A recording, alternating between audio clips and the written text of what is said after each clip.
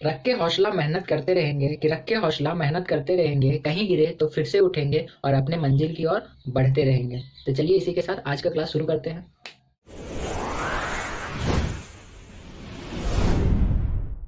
इस क्लास में हम लोग क्लास 10th चैप्टर 3 तक हम लोग कंप्लीट कर चुके हैं इंपॉर्टेंट क्वेश्चन को।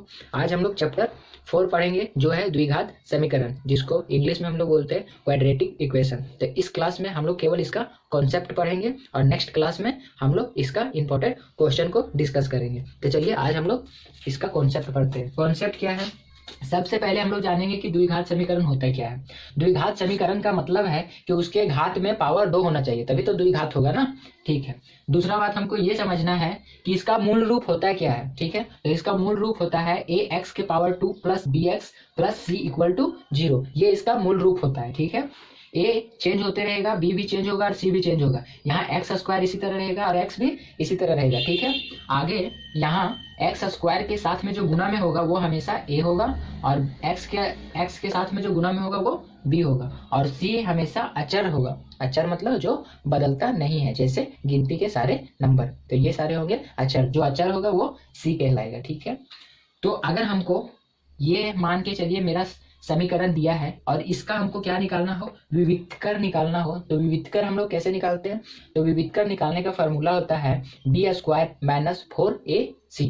ठीक है, देखिए यहाँ लिख दिए हैं d, इसको हम लोग किससे दर्शाएंगे? d से। तो d कैसे निकलेगा? b², जो यहाँ b दिया रहेगा उसका स्क्वायर कर देंगे और माइनस करेंगे उसको कितना से? 4ac से। a जो दिया रहेगा और c दिया रहेगा उसको तीनों को गुना कर देंगे तो ac आ जाएगा। तो ये होता है विविधकर का फॉर्मूला, निकालने का फॉर्मूला।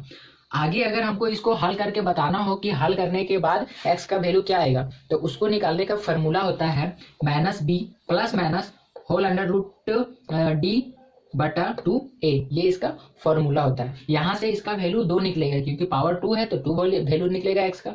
तो वो कैसे निकलेगा? यहाँ एक बार प्लस लेना है बीच में और एक बार माइनस लेना है। ठीक है, अब देखिए अगर d जो यहाँ विविधकर निकालेंगे, अगर d 0 के बराबर आ जाएगा तो जो यहाँ x का वैल्यू 2 आएगा वो तो वास्तविक होगा, इसके साथ ही वो समान होगा, दोनों जगह समान आएगा। अगर 1 है तो दूसरा भी 1 ही आएगा। ठीक है, अगर d बड़ा आ गया, ठीक है, 0 से बड़ा आ गया, जैसे 1 2 3 4 0 से बड़ा है, तो अगर d 0 से बड़ा आ गया तो रियल वैल्यू होगा, वास्तविक संख्या होगा, लेकिन दोनों वैल्यू अलग अलग होगा।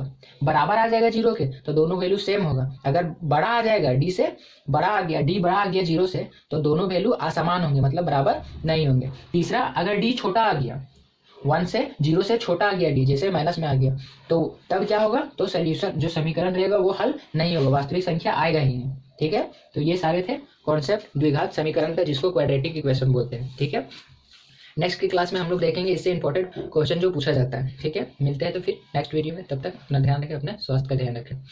जय हिंद, बाय।